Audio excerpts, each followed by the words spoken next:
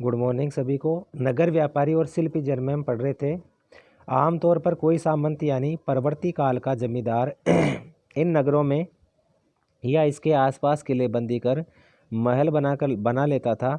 ऐसे सामंत व्यापारियों, शिल्पकारों तथा उनके व्यापार की वस्तुओं पर कर लगाते थे और कभी कभी इन करों के संग्रहण का अधिकार उन स्थानीय मंदिर को प्रदान कर देते थे जिनका निर्माण स्वयं उनके द्वारा या धनाढ़ व्यापारी द्वारा कराया गया होता था। ऐसे अधिकारों का उल्लेख अभिलेखों में किया गया है जो आज भी पाए जाते हैं। ठीक है, ये बाजार की कुछ वस्तुएं थी जिन पर कर लगाए गए थे। अब हम पढ़ेंगे बड़े और छोटे व्यापारी। व्यापारी कई प्रकार के हुआ करते थे, उनमें बंजारे लोग भी शामिल थे। कई व्यापारी, विशेष रूप से घोड़ों के व्यापारी, अपने संघ बनाते थे जिनका एक मुखिया होता था और वह मुखिया उनकी ओर से घोड़े खरीदने के इच्छुक योद्धाओं से बातचीत करता था।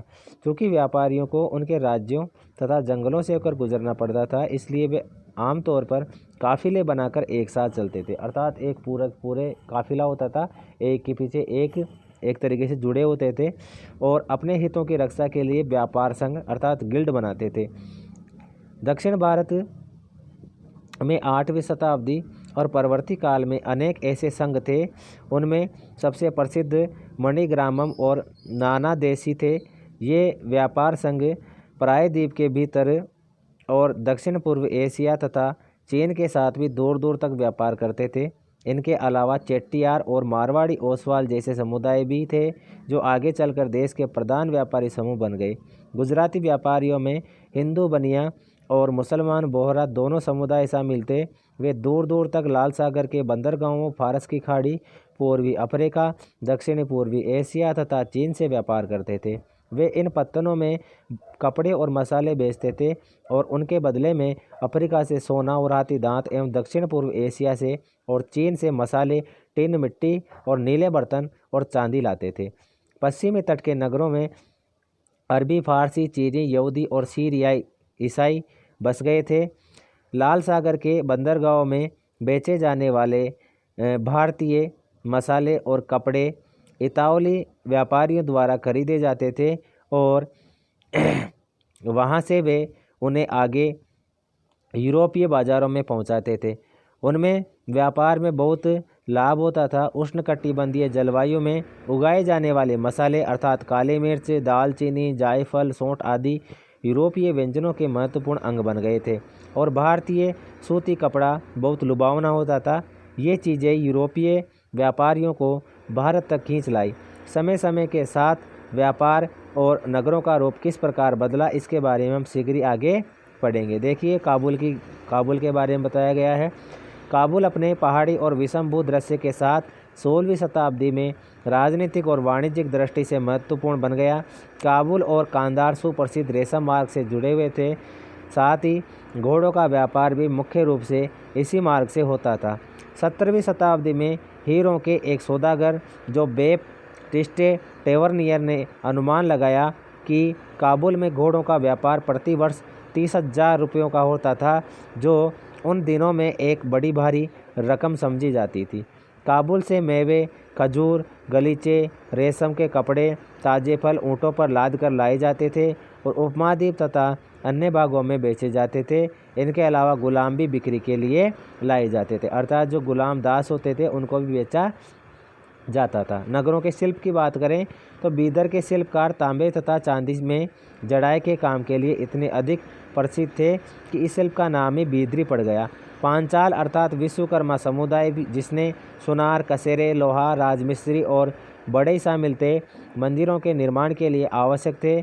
इसके अलावा वे राजमहलों, बड़े बड़े भवन, तालाबों और जलाशयों के निर्माण में अपनी महत्वपूर्ण भूमिका अदा करते थे। इसी प्रकार सालियार या केकोलार जैसे बुनकर भी समृद्धशाली समुदाय बन गए थे और वे मंदिरों को भारी दान दक्षिणा दिया करते थे।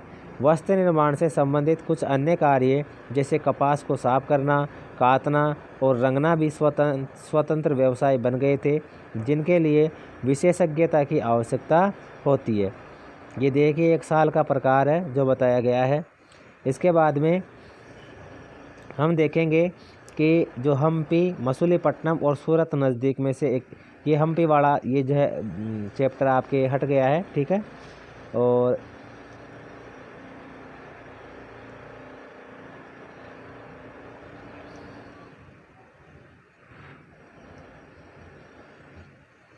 ये मैं आपको बताता हूँ नए नगर और व्यापारी। 16वीं और 17वीं शताब्दियों में यूरोप के देश व्यापारीय उद्देश्यों से मसालों और कपड़ों की तलाश में लगे हुए थे, जो यूरोप और पश्चिमी एशिया दोनों जगह लोकप्रिय हो गए थे। अंग्रेज़ों, हॉलैंड वासियों और फ्रांसीसियों ने पूर्व में अपनी वाणिज्यिक गतिविधियों का विस्तार करने के लिए अपनी अपनी ईस्ट इंडिया कंपनियां बनाई। प्रारंभ में वे मुल्ला अब्दुल गफूर और वीरजी वोरा जैसे कुछ बड़े भारतीय व्यापारियों ने, जिनके पास बड़ी संख्या में जहाज़ थे, उनका मुकाबला किया। किंतु यूरोपीय कंपनियों ने समुद्री व्यापार पर अपना नियंत्रण स्थापित करने के लिए अपनी नौशक्ति का प्रयोग किया और भारतीय व्यापारियों को अपने एजेंट के रूप में कार्य करने के लिए मजबूर कर दिया। अंततः अंग्रेज उपमहाद्वीप में सर्वाधिक सफल वाणिज्यिक एवं राजनीतिक शक्ति के रूप में उभर कर स्थापित हो गए। वस्त्रों जैसी वस्तुओं की मांग में तेजी आने से अधिकाधिक लोगों ने कताई, बुनाई, धुलाई, रंगाई आदि का धंधा अपना लिया।